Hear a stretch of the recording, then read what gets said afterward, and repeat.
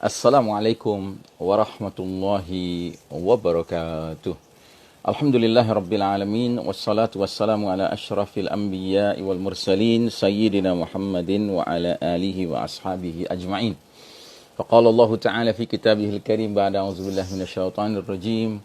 Ya ayyuhalladzina amanu taqullaha haqqa tuqatihi wa la tamutunna illa wa antum muslimun. Hadirin jamaah rahimakumullah, hari Senin tanggal 26 bulan Oktober tahun 2020. Kita masih di sekitar tanggal 8 atau 9 bulan Rabiul Awal 1432 Hijriah. Dan bagi mereka yang baru menyaksikan pertama kali bahasan kami ini, saya akan mereview kembali ya keseluruhan tema kita ini sedang bicara apa. Kita sedang membicarakan tentang realitas zaman di mana kita lihat hari ini umat Islam sedang hidup dalam kekelaman zaman yang luar biasa. Sebagaimana kata Nabi, badiru bil a'mali fitanan ka qita'il lailil muslim, bersegeralah kalian beramal sebelum datangnya banyak fitnah seperti malam yang gelap gulita. We are living in the darkest chapter of the Islamic history. Ini babak paling kelam dalam sejarah umat Islam. Ini babak keempat perjalanan sejarah umat Islam. Dan babak keempat ini sistem kepemimpinannya, kata Nabi SAW, adalah sistem mulkan jabriyatan. Para penguasa yang memaksakan kehendak mereka.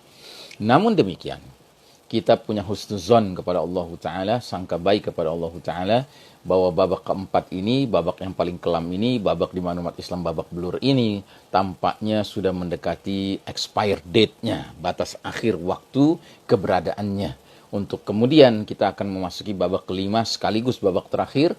Dan kata Nabi Muhammad SAW, babak kelima itu adalah babak kejayaan kembali umat Islam. Karena sistem kepemimpinannya, kata Nabi, adalah khilafatun ala minhajin nubuwah. Kekhalifahan yang mengikuti metode manhaj kenabian dalam hal kepemimpinannya. Dan insya Allah kemunculan babak kelima ini akan ditandai dengan hudur al-Mahdi. Hadirnya Amirul Mukminin fi akhir zaman, pemimpin orang-orang beriman di akhir zaman, yakni Al-Mahdi. Sedangkan Al-Mahdi disebutkan oleh Nabi dalam sebuah hadis, ubashirukum bil mahdiyyi yub'atsu fi ummati ala ikhtilafin minan nasi wa zalazil fayamla'ul arda qistan wa adlan kama muli'at jawran wa zulman. Kuberitakan kabar gembira dengan diutusnya Al-Mahdi ke tengah umat ini pada saat perselisihan antar manusia menjadi-jadi, gempa-gempa banyak berlangsung dan kualitasnya dahsyat ya. Kemudian Al-Mahdi akan penuhi bumi secara merata dengan keadilan sebagaimana sebelumnya bumi dipenuhi secara merata dengan kezaliman. Nah, kita tidak tahu jadwal Al-Mahdi hadir itu kapan. Tetapi kita berhusnuzon kepada Allah Ta'ala, tampaknya sudah tidak lama lagi. Karenanya semua kita harus mempersiapkan diri, bukan sekedar menanti kehadiran Al-Mahdi secara fatalistik, secara pasif, tetapi kita harus aktif melakukan persiapan-persiapan. Dan di antara persiapan itu adalah mari kita bina diri masing-masing, orang-orang terdekat dengan kita, keluarga kita, anak-anak kita, generasi berikutnya, ya, kerabat-kerabat kita, siapapun yang mampu kita akses, yang mau thiqah dengan arahan-arahan kita tegakkan diri-diri kita menjadi pribadi-pribadi jundullah, tentara-tentara Allah. Dan pribadi tentara Allah ini disebutkan dalam kitab Said Hawa yang berjudul Jundullah Thaqafatan wa Akhlaqan, tentara Allah, intelektualitas dan akhlak. Beliau mengatakan ini bisa dibahas, bisa dikaji dari surat Al-Maidah ayat 54 hingga 56, yaitu ayat-ayat pergantian generasi, di mana disebutkan di situ kata Allah Ta'ala, ya ayyuhalladzina amanu may yartadda minkum an dinihi fasawfa ya'tillahu biqaumin.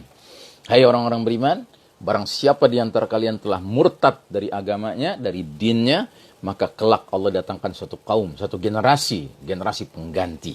Dan generasi pengganti ini memiliki kriteria-kriteria, syarat-syarat, ciri-ciri yang karenanya kita sekarang berjuang keras sambil memohon kepada Allah Ta'ala agar Allah mudahkan kita mencetak kriteria itu pada diri-diri kita, keluarga kita, ya, supaya kita ini layak untuk dipilih oleh Allah Ta'ala menjadi bahagian dari Jaisyul Mahdi. Dan Allah mudahkan kita untuk hijrah, untuk berbaiat kepada Al-Mahdi, karena sesungguhnya berbaiat itu adalah perintah Nabi Muhammad sallallahu alaihi wasallam. Fa idza ra'aitumuhu fabayi'uhu walau habbun 'ala thalji fa innahu khalifatullah Al-Mahdi. Apabila kalian sudah melihat kehadiran, tanda-tanda kehadiran Al-Mahdi, maka hendaknya kalian berbaiat kepadanya sekalipun harus merangkak-rangkak di atas salju, karena sesungguhnya dialah Khalifatullah Al-Mahdi. Nah, kriteria yang paling pertama dari generasi pengganti itu adalah kriteria yuhibbuhum wa yuhibbunah. Allah mencintai mereka dan mereka mencintai Allah. Kita sudah membahas 6 kriteria orang-orang yang dicintai Allah Ta'ala. Hari ini kita akan bahas 3 lagi, yaitu yang pertama kita akan membahas tentang al-muqsitin atau al-muqsitun, orang-orang yang berlaku adil. Allah Ta'ala berfirman, wa in ta'ifatani minal mu'minin iqtatalu fa aslihu bainahuma fa in baghat ihdahuma 'ala al-ukhra faqatilu allati tabghi hatta tafi'a ila amrillah fa in fa'at fa aslihu bainahuma bil 'adli wa aqsitu innallaha yuhibbul muqsitin. Dan jika ada 2 golongan dari kaum mukmin berperang, maka damaikanlah antara keduanya. Jika salah satu dari kedua golongan itu berbuat zalim terhadap golongan yang lain, maka perangilah golongan yang berbuat zalim itu, sehingga golongan itu kembali kepada perintah Allah Ta'ala. Jika golongan itu telah kembali kepada perintah Allah Ta'ala, maka damaikanlah antara keduanya dengan adil. Dan berlaku adillah. Sesungguhnya Allah menyukai orang-orang yang berlaku adil. Ya. Masya Allah Ta'ala. Ya, jadi dalam ayat ini jelas Allah menyatakan innallaha yuhibbul muqsitin. Sesungguhnya Allah mencintai, menyukai orang-orang yang berlaku adil. Ya. Termasuk bahkan jangankan terhadap sesama mukmin, kita harus berlaku adil kepada orang di luar kita, di luar kaum muslimin, orang-orang kafir. Dikatakan dalam surah Al-Mumtahanah ayat 8, ayat sebelumnya adalah surat Al-Hujurat ayat 9. Sekarang kita membahas surat Al-Mumtahanah ayat 8. Allah Ta'ala berfirman, la yanhaakumullahu 'anil ladzina lam yuqatilukum fid dini wa lam yukhrijukum min diyarikum an tabarruhum wa tuqsitu ilaihim. Innallaha yuhibbul muqsitin. Allah tiada melarang kalian untuk berbuat baik dan berlaku adil terhadap orang-orang yang tidak memerangi karena agama. Tidak memerangi kalian karena agama dan tidak pula mengusir kalian dari negerimu. Sesungguhnya Allah menyukai orang-orang yang berlaku adil. Ya. Nah, jadi saudaraku rahimakumullah, kita hari ini sangat memerlukan orang-orang yang memiliki sikap adil. Ya. Karena hari ini yang banyak kita saksikan adalah jangankan terhadap orang-orang kafir yang tidak memerangi kita karena agama, tidak mengusir kita dari negeri kita, dari kampung tempat tinggal kita, ya, bahkan terhadap sesama muslim saja masih ada yang tidak berlaku adil, ya. Jadi kita harusnya memiliki sikap adil kepada semua kaum muslimin. Ya, apa maksudnya? Maksudnya kalau kita berlaku adil kepada saudara muslim kita, tatkala dia benar, kita nyatakan dia benar. Tatkala dia salah, kita berikan dia tausiah, kita berikan upaya nasihat untuk dia kembali lurus kepada yang semestinya dan meninggalkan kesalahannya, mengakuinya, menyesalinya, dan tidak akan mengulanginya lagi. Ya, itu idealnya demikian. Tapi hari ini yang kita saksikan, ada sebagian kaum muslimin bahkan yang dikenal orang sebagai tokoh-tokoh Islam, dikenal orang sebagai ustadz, ya, mereka betapa tidak berlaku adil kepada kaum muslimin, sehingga tatkala kaum muslimin itu sedang memberikan komentar tentang kaum muslimin lainnya, mereka itu hanya melihat seolah-olah itu yang semestinya saudaranya seiman, seolah-olah seperti musuh nomor wahid, nomor 1, yang lebih dia benci bahkan daripada memusuhi yang mestinya dimusuhi, yaitu syaitan, yaitu kaum Yahudi, kaum musyrikin, ya. Tidak, mereka terhadap sesama muslim begitu zalim, ya. Padahal adil itu, ya, memang lawannya zalim. Karenanya Allah Ta'ala berfirman dalam surat Ali Imran ayat 57, wa ammal ladzina amanu wa 'amilus salihati fayuwaffihim ujurahum wallahu la yuhibbudz zalimin. Adapun orang-orang yang beriman, mengerjakan amal-amal saleh, maka Allah akan berikan pahala amalan-amalan mereka kepada mereka dengan sempurna. Dan Allah tidak menyukai orang-orang yang zalim. Ya. Jadi, kalau Allah mencintai orang-orang yang adil, tentunya Allah membenci orang-orang yang zalim. Karena adil dan zalim itu berlawanan, bermusuhan. Makanya tadi ayat hadis tentang kemunculan Al-Mahdi nanti, Al-Mahdi akan membawa suatu suasana bersama kaum muslimin tentunya yang menjadi bahagian dari pasukannya, barisannya, ya, membuat dunia ini yang tadinya tenggelam dalam zulumati zulm, ya, kegelapan, kezaliman, akan dipenuhi dengan, ya, qistan wa adlan, keadilan, ya, Masya Allah Ta'ala. Nah, jadi saudaraku rahimakumullah, marilah kita menjadi orang-orang yang adil terhadap saudara-saudara kita. Kita tahu tidak ada manusia yang sempurna. Kita tahu setiap manusia pasti memiliki khata, memiliki kesalahan, tetapi itu bukan alasan untuk kita kemudian memperlakukan saudara muslim kita yang mungkin punya kesalahan satu dua itu seolah-olah mereka itu adalah musuh. Nauzubillah min dzalik, ya. Kita ini harus memperhatikan, ya, sikap adil kepada saudara muslim. Bahkan tadi ayatnya sudah diterangkan, terhadap orang kafir sekalipun, asalkan bukan kafir harbi, kafir yang memerangi Islam dan umat Islam, kita harus berlaku adil, ya. Kalau mereka berbuat baik kepada kita, kita pun berbuat baik kepada mereka. Ya, kenapa? Karena sesungguhnya mereka adalah hamba-hamba Allah yang potensial untuk mendapatkan petunjuk dari Allah Subhanahu wa Ta'ala. Nah, jadi saudaraku rahimakumullah, kita lanjutkan. Kemudian kriteria yang kedua dari mereka-mereka yang dicintai Allah Ta'ala adalah orang-orang yang memiliki kelembutan, ya. Dalam sebuah hadis riwayat Imam Muslim, bersabda Nabi Muhammad sallallahu alaihi wasallam, "Ya Aisyah, innallaha rafiqun yuhibbur rifqa wa ya'ti 'ala ar-rifqi ma la ya'ti 'ala al-'unfi wa ma la ya'ti 'ala ma siwahu." Wahai Aisyah, sesungguhnya Allah itu maha lembut, ya. Rafiq, mencintai kelembutan. Yuhibbur rifq, ar-rifqu itu kelembutan. Dan memberikan kepada kelembutan sesuatu yang tidak Allah berikan kepada kekerasan dan sesuatu yang tidak Allah berikan kepada yang selainnya. Masya Allah Ta'ala, ya. Jadi Allah Ta'ala menyukai, mencintai orang-orang yang memiliki ar-rifqu, kelembutan. Bahkan kata Nabi SAW dalam hadis ini, Allah akan berikan kepada kelembutan sesuatu yang tidak Allah berikan kepada, ya, al-unf. Al-unf itu keras atau kasar, ya. Jadi orang yang cenderung lembut perangainya, lembut tutur katanya, ya, itu akan mendapatkan kasih sayang Allah yang lebih besar daripada orang yang tutur katanya kasar, tutur katanya keras, ya. Kenapa? Karena memang Allah menyukai ar-rifqu.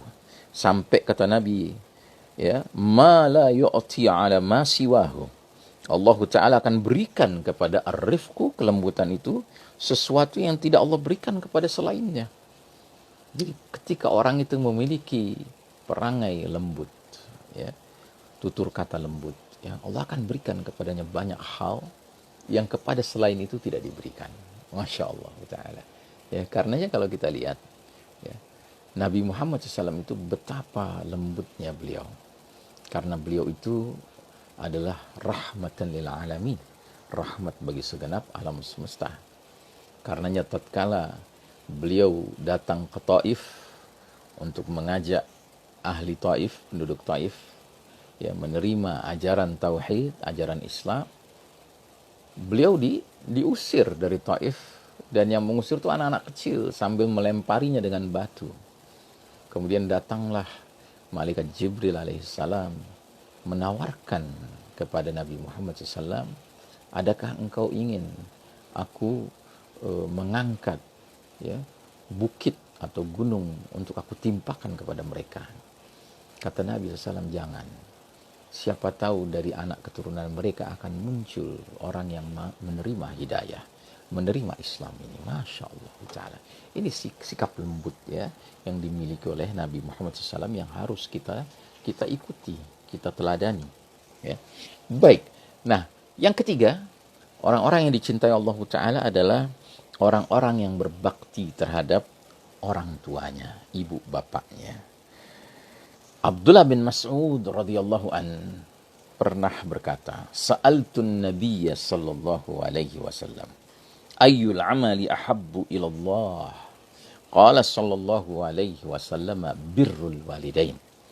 Aku bertanya kepada Nabi SAW, amal perbuatan apakah yang paling dicintai Allah Ta'ala? Kata Nabi SAW, berbakti kepada kedua orang tuamu. Masya Allah Ta'ala. Ya, jadi kepada Anda yang masih memiliki orang tua, terutama ibu, emak, ya, mami, ummi, ya, hendaknya berbaktilah kepadanya. Karena di sana ada hikmah yang besar. Ya, coba Anda ingat-ingat waktu kita masih kecil, betapa sabarnya orang tua kita kepada diri-diri kita. Ya, kita digendong, kemudian kita kencing sembarangan. Ya, kita BAB sembarangan. Ya, tapi mereka dengan sabar, ya, menceboki kita, ya, membersihkan kita, menggantikan, menyalin baju kita. Masya Allah Ta'ala. Kenapa kita tidak sabar dengan mereka?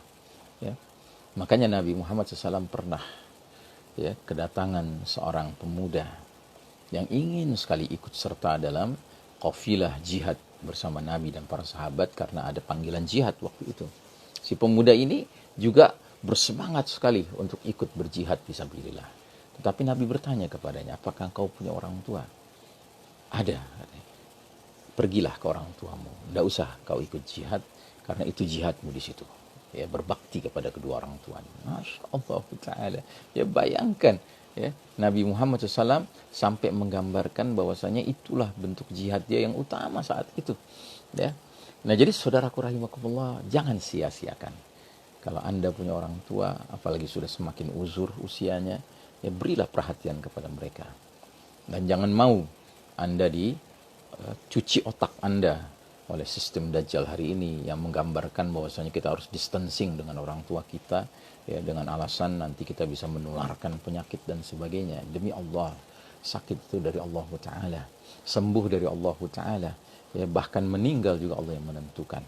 Ya, karenanya, ya, yang paling diperlukan oleh orang tua, apalagi ketika dia sudah uzur, sudah berumur, ya, sudah banyak tidak berdaya, adalah kehadiran anaknya, kehadiran cucunya. Itu adalah sebaik-baiknya, ya, kebaikan yang bisa kita lakukan, ya, dan itu mendatangkan kecintaan Allah Ta'ala. Masya Allah Ta'ala. Jangan disia-siakan saudaraku rahimakumullah. Mudah-mudahan kita termasuk hamba-hamba Allah yang dicintainya, karena kita berupaya untuk senantiasa berlaku adil. Ya, kita berupaya untuk senantiasa mengembangkan kelembutan di dalam perangai kita, dalam tutur kata kita. Dan kita senantiasa sibuk memikirkan bagaimana kita bisa semakin banyak berbakti untuk kedua orang tua kita, khususnya ibunda. Ya. Demikian barangkali. Wassallallahu ala nabiyyina Muhammadin wa ala alihi wa sahbihi wasallim tasliman. Walhamdulillahi rabbil alamin. Wassalamualaikum warahmatullahi wabarakatuh.